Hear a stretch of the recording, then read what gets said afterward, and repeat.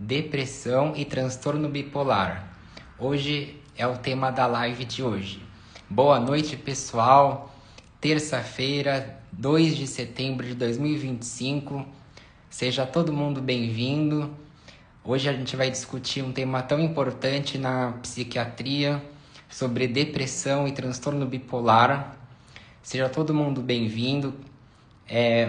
Vou fazer uma live com a doutora Gabriela. Eu já fiz uma live com ela antes. Ela é muito competente, muito incrível. Já deu a honra da presença dela na live comigo. E agora a gente vai fazer nossa segunda live. Ela já entrou aqui, já vou aceitar. Melhor, FR Padovan, sensacional. Boa noite, doutora Boa Gabriela. noite, tudo bem? Tudo bem? Muito obrigado pela oportunidade de estar falando com você pela segunda vez. É uma honra para mim. Obrigada pelo convite. E de dois temas, né, tão importantes assim, sobre depressão e sobre transtorno bipolar. E ainda mais agora que a gente está no mês de setembro, né? Que a gente tem a campanha de Setembro Amarelo. Acho que cabe muito bem esses dois temas. Com certeza. Super prevalente, né, Rodrigo? Assim, o transtorno depressivo maior é o transtorno de humor mais comum, é o que mais a gente acaba atendendo dentro do consultório, né, junto ali com os transtornos ansiosos, e infelizmente acaba sendo um grande fator de risco para suicídio, né, que é o Amarelo, é justamente a prevenção ao suicídio. Sim, com certeza. É, eu acabei até esquecendo de te apresentar. Se você quiser se apresentar, vai ser uma honra também poder ouvir. Sim. Então, eu sou Gabriela, sou médica psiquiatra, sou psiquiatra aqui em Mojimirim, no interior de São Paulo. Eu não sei se você está onde, Rodrigo. Eu estou aqui em Ah, você São está em Paulo capital. então estamos perto. Eu Ah, fiz sim. a residência de psiquiatria no HC de Ribeirão Preto e fiz também minha pós em cuidados paliativos pelo Einstein, onde atualmente eu trabalho como docente da pós-graduação. Trabalhei muitos anos como preceptora do Instituto Bairral de Psiquiatria, que é o nosso maior hospital psiquiátrico da América Latina. Olha que legal, é uma honra muito grande estar com você pela segunda vez. E começando pela depressão, doutora Gabriela, é, o que que causa assim a depressão nas pessoas, né? É assim, o que a gente fala, a depressão é uma das, assim como todo transtorno psiquiátrico, né, é um dos transtornos mais complexos que a gente tem. E a gente diz que ele é multifatorial, quer dizer, há fatores genéticos envolvidos, em torno aí de 30% é a herança genética, tá, da depressão, mas a gente sabe que tem estressores precoces de vida, né, então traumas precoces, não só abuso físico, mas abuso emocional, isso é um grande fator de risco para a depressão, né, para o transtorno bipolar, já adiantando aí, para as psicoses, né? Então, a gente tem esses estressores precoces, a gente tem uma vulnerabilidade de cada um, né? Como que é a personalidade, qual que é o estilo de enfrentamento dessa personalidade. Tem os estressores atuais de vida, que geralmente o pessoal foca só nos estressores atuais, né? Ah, eu não sei o que, que me levou a ficar assim, deprimida. Mas esse é só um ponto, essa é só uma gota d'água, né? Dentro do oceano ali de fatores que levam à depressão. Então, a gente tem, diante desses pontos, a gente tem alterações estruturais mesmo, alterações de neurotransmissores, né? Aquela hipótese mais conhecida que a gente fala das monaminas, da serotonina, da dopamina, da noradrenalina, que é onde atuam, né, atualmente os nossos antidepressivos. E hoje a gente sabe da hipótese da neuroinflamação. Então a gente sabe que a depressão é uma doença inflamatória. E pode ter a ver também com o aumento do cortisol também. Sim, sim. Acaba desregulando o eixo, né, hipotálamo, hipófise adrenal, que acontece também nos transtornos ansiosos, né? Mais nos transtornos ansiosos do que na depressão, mas o cortisol também está envolvido nesse processo de neuroinflamação. A alimentação também está envolvida, né? A Olha, gente sabe dessa interessante. via bidirecional entre o cérebro e o intestino. Então, o que a gente come acaba influenciando nessa neuroinflamação. Ah, muito importante falar da alimentação, que eu acho que muita gente acaba nem dando importância, assim, né? Não acha que a nossa alimentação pode impactar numa depressão, por exemplo, né? É muito interessante isso que você está falando. E É um assim, risco, né? E pode ser um fator de proteção. olha, que legal, dá para fazer inclusive a prevenção, então, que legal. E assim, quais que são os sinais, os sintomas de alguém que está apresentando depressão? Às vezes, alguém que está assistindo pode estar passando, ou tem um familiar, um amigo. Sempre que a gente fala em transtorno, né, dentro da psiquiatria. E o que eu costumo falar muito para os meus pacientes é que, assim, para a gente pensar em transtorno, a gente tem que pensar numa quantidade de sintomas ali, né, que estão presentes por um tempo e que causam um sofrimento. Então, são sintomas que não é uma simples tristeza, né? Então, a pessoa, ela sente, além da tristeza, que não precisa ter motivo algum, ela tem uma falta de prazer em atividades que eram prazerosas. É o que a gente chama de anedonia. E este é um dos sintomas centrais da depressão, junto com a tristeza. Né? E esses sintomas eles vão persistindo. Junto com isso, a pessoa vai ficando mais pessimista, sabe? Não vai tendo esperança no futuro, vai perdendo energia, vai deixando de se cuidar.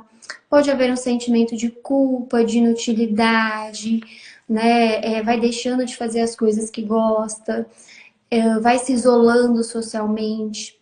Pode alterar o apetite, né? Geralmente reduz o apetite. Pode se tornar mais lentificada para pensar, reduz a atenção, reduz a memória, né? O sono geralmente é uma insônia que a gente fala terminal, ela costuma despertar antes do horário que ela normalmente acorda.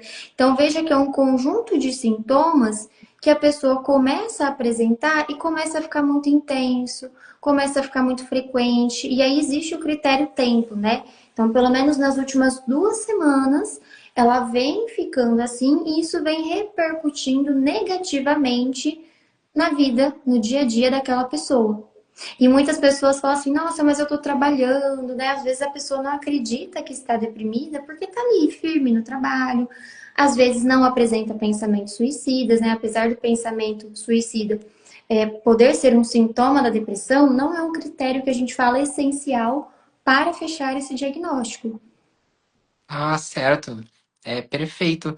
E tem muitos, né, sinais e sintomas assim que você está descrevendo. É, e, por exemplo, o diagnóstico, né? Porque eu acho que muita gente ainda tem preconceito, até em 2025, e com os temas, assim, com os transtornos de psiquiatria. Aí a pessoa pode sentir esses sinais, mas demora para ir ao médico psiquiatra. E aí, como que é feito o diagnóstico, assim? É exatamente isso que eu falei. Eu tava lendo aqui o comentário, né? Que uma pessoa colocou, olha, acorda todos os dias com aflição, desanimada, vontade de sumir. Então, veja, né? Esses sintomas vão impactando negativamente no dia a dia dela.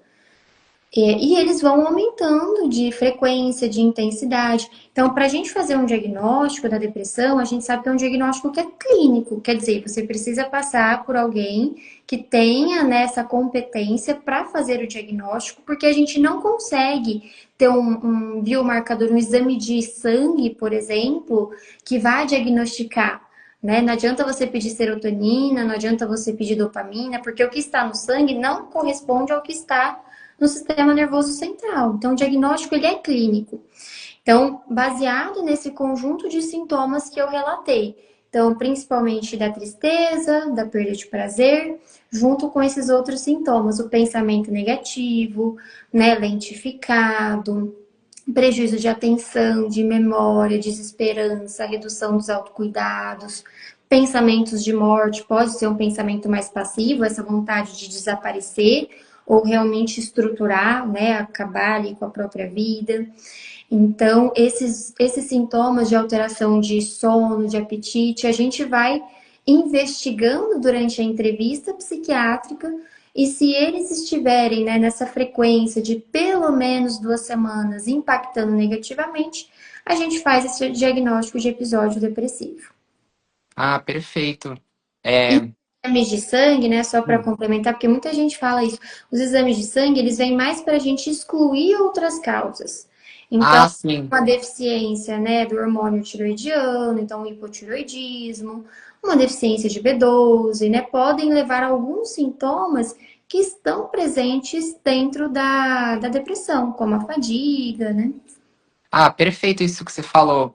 Eu acho que é muito interessante, porque pode ter, assim, profissionais que não dão importância, assim, já vai direto para o diagnóstico de algum transtorno, sem verificar realmente se aquilo lá não pode ser algo fisiológico, que não está funcionando, né?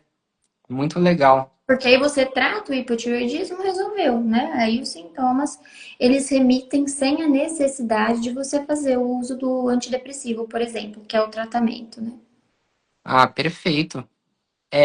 E como que é feito assim, né, dentro do que pode se explicar aqui numa live, como que é feito o tratamento medicamentoso, não medicamentoso? Sim, eu falo assim, ó, que não adianta a gente colocar somente os casos moderados a graves, a gente precisa do tratamento farmacológico. Mas não adianta a gente atuar somente com o tratamento farmacológico, né? Então, a gente precisa, em muitos casos, de uma psicoterapia, a gente precisa olhar para o estilo de vida, faz atividade física, não faz, como que está o padrão de alimentação, as relações sociais, a espiritualidade, tudo isso faz parte do tratamento. Senão eu falo que fica capenga, né? Você vai tomar o medicamento, se você só tomar o medicamento, você vai ficar com o medicamento pro resto da vida, porque, né, vai faltar. A gente precisa complementar, precisa ter os outros pilares. E aí, quando a gente pensa no tratamento farmacológico, a gente vai para os antidepressivos, que hoje são muito baseados naquela hipótese que eu falei das monaminas, né? Então, da desregulação da serotonina, da dopamina, da noradrenalina, da histamina. Então, acaba que os nossos antidepressivos atuam muito tentando melhorar, né, a concentração desses neurotransmissores. Ah, perfeito. É, já tivemos aqui uma grande aula sobre depressão, então uma honra poder ouvir tudo isso aqui ao vivo. E aí eu queria falar com você também, né, sobre o transtorno bipolar. É, por exemplo, o que que causa em alguém que possa ter o transtorno bipolar? Como que funciona? É, acho que um ponto importante, né, para a gente falar desses dois diagnósticos nessa live, é porque muitas pessoas começam a buscar o tratamento a princípio porque está no episódio depressivo. E aí, Uhum. em muitos casos, acontece assim: a gente começa a tratar essa depressão, bota o antidepressivo, que tá certo, mas aí essa pessoa, em determinado momento, ela começa a ficar mais eufórica, ela começa a ficar cheia de energia, ela começa a dormir pouco e ficar super bem. Eu falo dormir pouco, 2, 3 horas por noite e ficar ótima. Ter uma autoestima mais inflada, começa a falar mais. Às vezes você nem acompanha o raciocínio daquela pessoa. E aquela pessoa não é assim. Então, isso se chama, né, se caracteriza com um episódio de hipomania ou mania, a depender ali do tempo, né, da intensidade dos sintomas. Mas veja que é um polo oposto da depressão. Então, quando a gente pensa no transtorno bipolar, é mandatório que a gente tenha pelo menos um único episódio de mania ou hipomania na vida. Então, o que que acontece? A pessoa tem mais episódios de depressão ao longo da vida do que da hipomania. Às vezes ela tem um único episódio de hipomania. Olha, Você trata a depressão, o antidepressivo isoladamente favorece a virada que a gente fala, né? Virada para esse polo positivo, para essa hipomania, por exemplo. E a partir do momento que ela vira, ela já tinha essa predisposição, não foi o antidepressivo, né, que causou isso, ele só precipitou, ela iria em algum momento ter esse episódio, entendeu? Ela deixa de ter esse diagnóstico de depressão e passa a ter o diagnóstico de transtorno afetivo bipolar. Então, para a gente fazer um diagnóstico de transtorno bipolar, não é que você oscila. As pessoas acho que confundem. Nossa, eu oscilo dia e noite de humor. Não necessariamente essa pessoa tem um transtorno bipolar, porque são episódios de alteração de humor. Entendem quando eu falo episódio, né? A pessoa não é assim e ela fica assim. É igual depressão. Você não nasce deprimido, você fica deprimido, né? Ah, com certeza. É, e aí, entrando na pergunta de depressão, que também serve para transtorno bipolar, assim, é muito comum, que nem você falou, a pessoa toma, começa a melhorar, e aí não é comum da pessoa acabar largando o tratamento, porque melhorou. Sim, com certeza. E esse é um ponto super importante. Quando a gente fala de transtorno bipolar, a gente está falando de um transtorno grave, tá? Então, assim, se a depressão tem um risco de suicídio, o transtorno bipolar tem um risco ainda maior, né? Então, as depressões dentro do transtorno bipolar são muito graves. E o tratamento farmacológico, ele é mandatório. Não existe tratamento do bipolar sem tratamento farmacológico. E muitas vezes a pessoa melhora, acaba realmente abandonando o tratamento, ou o que é mais frequente, a pessoa tem muitos efeitos adversos, né? Infelizmente, a gente sabe que os nossos psicotrópicos causam efeitos colaterais, né? Principalmente quando a gente pensa em estabilizador de humor, aumento no apetite, sonolência, né? Então vai haver o ganho de peso, disfunção sexual em alguns casos, e aí a pessoa abandona. Só que quando ela abandona o tratamento, ela tem o maior risco de ter novamente os sintomas. E quando esses sintomas voltam, muitas vezes eles voltam piores. E aí, às vezes, ela deixa de responder àquele tratamento farmacológico.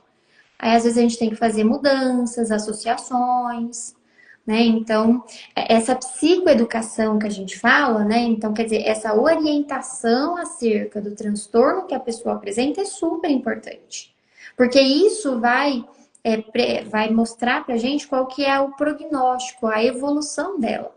Se ela trata direitinho, ela vai ter uma boa evolução, um bom prognóstico.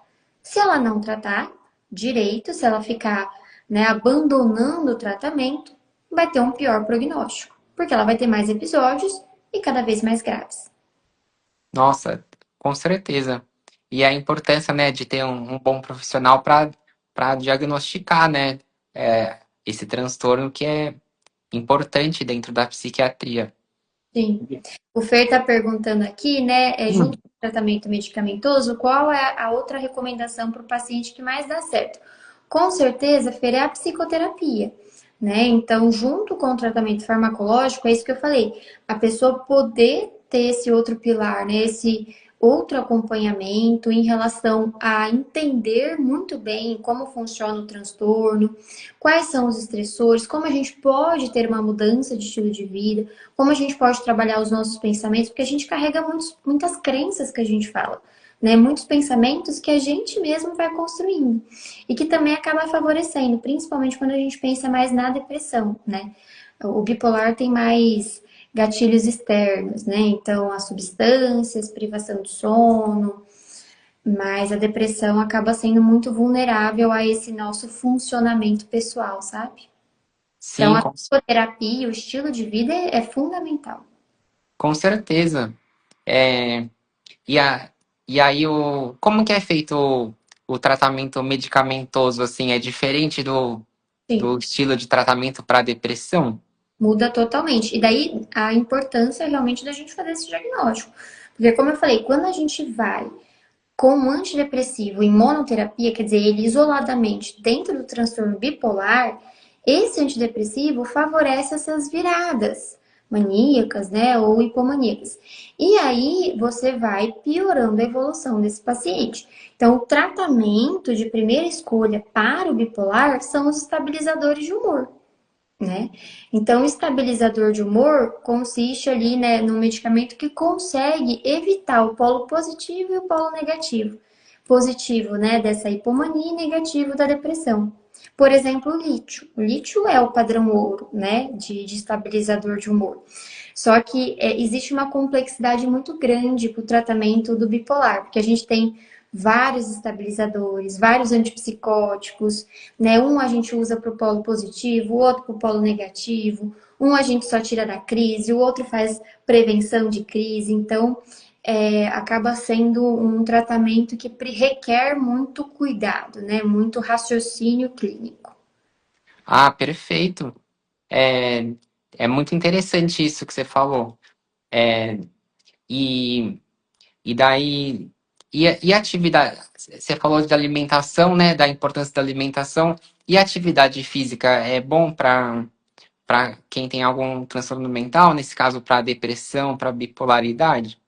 A atividade física é bom para todo mundo, tá? Então, todo médico hoje, todos, sem exceção, talvez só o dermatologista, né, que não vai, mas todos vão recomendar atividade física. Não tem como, né? Cada vez mais a gente sabe das evidências, da importância de ser, né, um preventivo e realmente um tratamento quando a gente pensa em quaisquer doença, tá? Qualquer transtorno psiquiátrico. E mesmo aqueles que, teoricamente, né, por exemplo, a gente pensar numa esquizofrenia, Uhum. importante porque o tratamento, né, da esquizofrenia também é cheio de efeitos adversos. Então, a atividade física ajuda a gente a minimizar os efeitos do medicamento que são fundamentais, né? O esquizofrênico não pode, em hipótese alguma, ficar sem um antipsicótico. E a E, atividade física, ela aumenta a vascularização, né? Ela faz a neurogênese que a gente fala, ela cria novas sinapses. Então, ela é a nossa reserva cognitiva, né? A nossa reserva cognitiva também pode ser facilitada pela atividade física, não só pelo aprendizado de coisas novas. que legal. É, e se alguém quiser fazer alguma pergunta aqui na live, aí a gente coloca aqui para a doutora Gabriela. A Neuma falou, como é que eu sei que eu sou bipolar? Então, assim, é um diagnóstico difícil, como eu falei, né? Precisa procurar um profissional, porém, é o que eu falei, é essencial que você tenha pelo menos um episódio de hipomania. O que que consiste? Eu vou caracterizar para vocês uma hipomania, tá? Então, é aquela pessoa que começa a ter um humor muito eufórico, fica muito feliz, mas é uma felicidade que não cabe, que não tem sentido, né, naquele momento. Não é porque aconteceu alguma coisa boa e ela tá feliz. Junto com essa felicidade, ela pode ter um momento, ela tem um aumento de energia. Ela começa a acordar de madrugada, limpar a casa, ela começa a fazer vários cursos, o pensamento dela começa a ficar acelerado, ela começa a falar mais rápido, às vezes ela fala tão rápido que você não acompanha.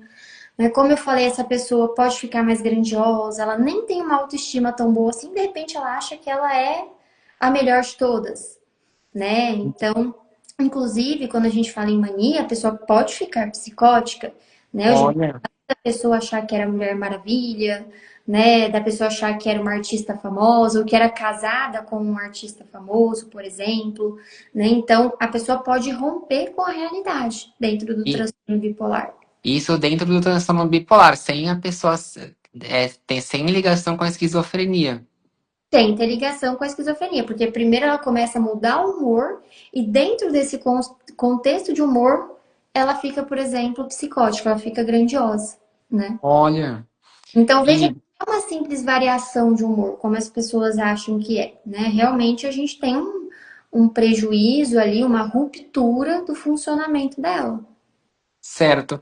E aqui eu fixei uma pergunta do Luciano. Existe uma quantidade de crises é, de mania ou depressão no diagnóstico do bipolar? Não, um único episódio de mania basta. Então, se você fez. Por isso que é um diagnóstico difícil, porque às vezes a gente não vai ver aquele episódio, às vezes a pessoa vai relatar, né? E aí fica a dúvida: será que aquilo foi um episódio de mania? Então, basta um único episódio de mania para você ter esse diagnóstico. E você não necessariamente precisa ter o diagnóstico de depressão, entendeu? Ah, Mas entendi. sim. É que geralmente você tem vários episódios de depressão. E, e tem muitos casos assim de depressão, de transtorno bipolar no consultório, é comum? É com depressão, né? Assim, o que, que a gente mais vê com isso já está nas estatísticas, né? São os transtornos ansiosos, principalmente transtorno de ansiedade generalizada e o pânico, seguido do transtorno depressivo maior, tá? Então, é extremamente comum. O transtorno bipolar também é um transtorno de humor prevalente, não é mais prevalente do que a depressão é mais comum. E um ponto importante, né, Rodrigo, acho que é a gente falar aqui do quanto que as substâncias, como a cannabis, até mesmo o álcool, né, a cocaína, acabam favorecendo o desenvolvimento de um episódio de mania ou hipose Olha, em pessoas que têm uma vulnerabilidade genética. Então, se você sabe que na sua família tem um caso de transtorno bipolar, não é recomendado para ninguém, né? Mas principalmente para você que tem esse caso familiar, porque aí você vai estar acendendo esse gene, né? Um gene que está ali, você coloca, por exemplo, a cannabis e né, a cannabis fumada, ela é um grande precipitante desses episódios. olha, e isso aí vale também para tratamento com canabidiol ou não tem nada a ver? É mais a uso recreativo. É uso recreativo, né? Ah, Então tem uma concentração menor de THC, né? uhum. Acaba sendo mais filtrado. Agora, a cannabis fumada tem uma, a gente não sabe, né, exatamente quanto, mas com certeza concentração muito maior de THC, que é ali o canabinoide responsável por precipitar esses episódios. Ah, perfeito.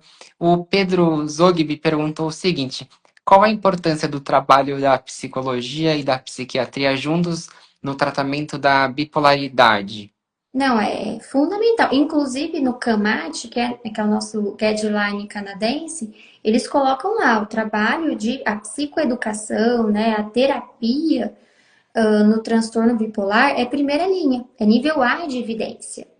Então a gente Olha, precisa desse tratamento em conjunto, como eu falei, para você entender esse diagnóstico, entender, né, quais são os precipitantes, o que que você precisa melhorar na sua rotina a trabalhar a aceitação, porque não é difícil, não é fácil, né, receber um diagnóstico desse. Não é fácil você ter que tomar claro. um psicotrópico para o resto da vida, com todos os efeitos adversos que eles podem trazer. Então, requer mudança de estilo de vida, né? Certo. Então, E. é um Ah, trabalho conjunto. A gente não consegue trabalhar separado. O psiquiatra tem que trabalhar em conjunto com o psicólogo. Né? Nem e, todo caso que passa com psicólogo precisa do psiquiatra, mas a maioria que está com psiquiatra vai precisar do psicólogo também, porque são os casos mais graves. olha que interessante. E dá para se falar em cura de uma pessoa com depressão ou com transtorno bipolar? Você já respondeu que parece que é para o resto da vida. Existe a cura para algum desses dois transtornos? Todos esses transtornos são crônicos, tá? Então, todos. Mas, quando a gente fala em depressão, né, quando a gente trata o primeiro episódio, por exemplo, tive só um episódio na minha vida. Se eu tratar adequadamente esse episódio, eu tenho grande chance de cura, né? Eu tenho grande chance de não ter mais outros episódios. Mas, assim, a minha chance ainda assim vai ser maior do que uma outra pessoa que nunca teve nenhum episódio. Então, eu sempre vou, se eu tenho o primeiro episódio, eu sempre vou ter uma chance aumentada de ter episódios subsequentes. Então, eu não necessariamente, na depressão, preciso ficar, dependendo da quantidade de episódios e da gravidade, vou precisar ficar com antidepressivo para sempre, por exemplo, como no bipolar. Mas eu vou ter que me cuidar. Não dá para você, né, ter uma vida totalmente desorganizada já tendo um episódio depressivo prévio. Porque aí você vai aumentar seu risco. Sim, perfeito. O Pedro aqui agradeceu a resposta. Quem quiser fazer mais pergunta, pode ficar à vontade. A gente estende só mais um pouquinho para também não atrapalhar aqui a agenda da doutora. A Neuma fala, quando alguém me estressa, eu fico para engolir um vivo. O que que é isso? É claro que assim, ó, é muito difícil, né? O psiquiatra precisa de muito tempo para justamente entender esse tipo de queixa, né? A gente vai tentando investigar, costurar os sintomas. Então, assim, não sei te responder, mas pode ser que seja, né, realmente a questão de sobrecarga, pode ter a ver com uma questão de personalidade, como que lida realmente com os estressores, né? Então, tem uma série de fatores, questões clínicas. Então, é muito mais complexo. Não consigo te responder, mas veja que não é, o bipolar não é assim, eu me estresso com facilidade. Acho que é isso que precisa ficar, né, de recado. Não é E, simplesmente essa irritabilidade que vem de uma maneira muito reativa. Pode estar presente dentro do transtorno bipolar, porém requer uma série de outros sintomas. Sim, com certeza, muito interessante. Agradecer aqui o Fernando, meu amigo, comprou um selo aqui na live. Muito obrigado, Fernando. Ó, aqui veio uma pergunta na caixinha de pergunta, que é o ponto de interrogação aí. Quem quiser fazer na caixinha de pergunta, que daqui a pouco a gente vai encerrar. Eu vou colocar aqui. Consigo ver? Ah, não, hoje em dia, quando eu fazia uns anos atrás, dava para ver, agora não Ah, mudou aqui. Então, quem quiser fazer aqui mesmo. É... Ah, o Fernando perguntou quais são os fármacos utilizados, né? Geralmente, assim, na depressão e no transtorno bipolar. na depressão a gente usa antidepressivo, né? E o mais Uhum. utilizado, primeira linha que a gente fala, são os inibidores seletivos de recaptação da serotonina. Então, por exemplo, sertralina, fluoxetina, escitalopram, citalopram, paroxetina e fluvoxamina. Eles são eficazes, né, no tratamento e eles são mais tolerados, eles causam menos efeitos adversos. Porém, a gente tem outros tratamentos que são também primeira linha. Venlafaxina, desvenlafaxina, né, duloxetina. Então, a lista é enorme de antidepressivos. E aí a gente vai escolher o antidepressivo baseado no quê? Na clínica daquele paciente, né? Então, quais são as características daquela depressão? Quais são os efeitos adversos que aquele paciente não tolera de jeito nenhum? Quais são os efeitos adversos que eu posso aproveitar? Porque a gente pode aproveitar efeito adverso, né? O paciente não está dormindo, eu coloco um medicamento mais sedativo, Perfeito. né? Então, eu vou ver a interação farmacológica. Então, tudo isso a gente leva em consideração para escolher o antidepressivo. Agora, quando a gente fala de transtorno bipolar, né, Fernando, assim, a lista se torna ainda maior, porque vai depender da fase. Então, quando a gente pensa na mania, por exemplo, a gente pode usar o lítio, a gente pode usar a risperidona, a gente pode usar o aripiprazol, o próprio Aldol, né, que é um antipsicótico super antigo, o ácido valproico. Então, isso se a gente pensar na mania. Se a gente pensar na depressão bipolar, a gente pode pensar na quetiapina. Quetiapina também serve para mania. A gente também pode pensar no lítio, na lamotrigina, na lurazidona. Então, o que a É gente vai uma série de e o que a gente possibilidades. é realmente costurar, né? Essa clínica do paciente, os efeitos adversos, quais associações para aquele caso fazem sentido, porque o bipolar dificilmente vai estar com um único remédio, porque é difícil, né? Um único medicamento dar conta de tudo, no caso do transtorno bipolar. Aí, e uma pergunta aqui que eu pensei agora, é comum uma pessoa que tem um transtorno, algum transtorno mental possui mais de um transtorno junto? É mais comum do que você ter um transtorno isolado, né? E a pessoa fala, nossa, poxa vida, tem mais de um. Então, a comorbidade que a gente fala, ela acaba sendo mais a regra do que a exceção. Então, eu vou te dar um dado, né? De, por exemplo, o transtorno do pânico. Quando você faz um diagnóstico de transtorno do pânico, 90% das pessoas têm outros diagnósticos. Olha, Um diagnóstico de TDAH, mesma estatística, é 80, quase 90 também. Tem outros diagnósticos associados, tem transtorno do uso de substância, tem transtorno de ansiedade, tem depressão. Então, um transtorno acaba favorecendo o desenvolvimento de outro transtorno. olha, é muito interessante. E também um alerta para todo mundo, né, para poder se cuidar e se prevenir, que nem você falou, algumas medidas como alimentação, atividade física, pode prevenir, ajudar a gente, né? E agora a gente está aqui chegando ao fim. Para mim foi uma aula maravilhosa, doutora Gabriela, assim como a nossa primeira live uns anos atrás. E aí, vamos ver se o pessoal quer fazer aqui a última pergunta para a gente fechar essa noite maravilhosa. Qualquer Muito, dúvida, o pessoal muito, pode deixar na caixinha, né? A gente está sempre ali abrindo e respondendo. Porque o é, objetivo realmente é diminuir esse preconceito, esse estigma, né, dos transtornos mentais, o quanto que é sofrido. e muito solitário, né, as pessoas se sentirem assim. Então, muitas pessoas têm vergonha, sentem culpa de estarem sentindo, Sim. sentindo. É, ninguém ficou meio tímido aqui de fazer alguma pergunta, então Tarde já. eu vou colocar a nossa última pergunta e aí a gente encerra.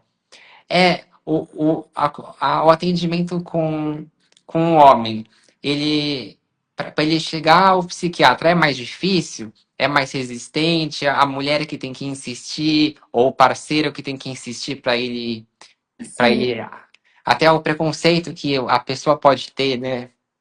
sim. Hoje, assim, o consultório é bem meio a meio, né? A gente tem bastante atendimento de homens, mas sim, né, a gente percebe essa resistência, geralmente quando eles chegam, assim, eles já estão no limite, ou realmente alguém mandou, ó, vim aqui pela minha esposa, vim aqui porque me mandaram, né? A hora que a gente vai ver, ele tá super sofrido, super sintomático, mas existe essa resistência, né, de ter que dar conta, ter que dar conta também do tratamento medicamentoso, né? Do medo dos efeitos adversos. A gente sabe da questão da disfunção sexual que muitos medicamentos acabam causando. Isso para o homem muitas vezes acaba sendo menos tolerado do que para a mulher. Então é algo que afasta muitos homens de buscar essa ajuda. E realmente a questão, às vezes, de culpa, né? De não dar conta do que está sentindo. Só que é algo que a gente não consegue controlar. Mas graças Uhum. a isso vem diminuindo. A gente observa uma E também, e também tem manejos, né, para poder evitar algum desses efeitos colaterais que produção. podem ser feitos. Sim. E a gente pode conversar sobre isso, né? A gente faz algumas tentativas, nada aqui é irreversível. A, a Neuma aqui falou, doutora Gabriela, me fala seu Instagram, por favor. Aí depois ela falou que gostaria de te seguir. Qual que é o seu Instagram aqui pro pessoal? Você sabe que eu acho que é Gabriela Giovannini, Aham. mas acho que se ela clicar aqui em cima, ela consegue. Se clicar aqui em cima. Giovannini underline psiquiatra. Mas é melhor você garantir clicando aí em cima, que eu não E, tenho. tam, e também eu vou, agora a gente vai finalizar, eu vou deixar salvo, vou marcar a doutora Gabriela para todo mundo poder seguir. E aí, e agora para a gente finalizar, você atende online também, porque para as pessoas poderem ser atendidas por você? Sim, sim, a psiquiatria tem essa vantagem, né? A gente consegue fazer atendimentos online sem problema algum. Ah, perfeito. Adorei, doutora Gabriela, nossa segunda live. Obrigada, Rodrigo. Obrigada pela oportunidade. Imagina, obrigado pela honra da sua presença aqui, mais uma aula incrível pra gente. Obrigada, viu? Então, até a próxima. Boa sorte no seu curso maravilhoso. Medicina. Ah, é. Eu Obrigado. tenho certeza que vai ser psiquiatra. Eu gosto da área mesmo. Certeza. Muito, Obrigada, viu, muito pessoal? Boa noite. obrigado, boa Um noite. abraço a todos. Tchau, Tchau, tchau. tchau. Obrigado, Danúzia.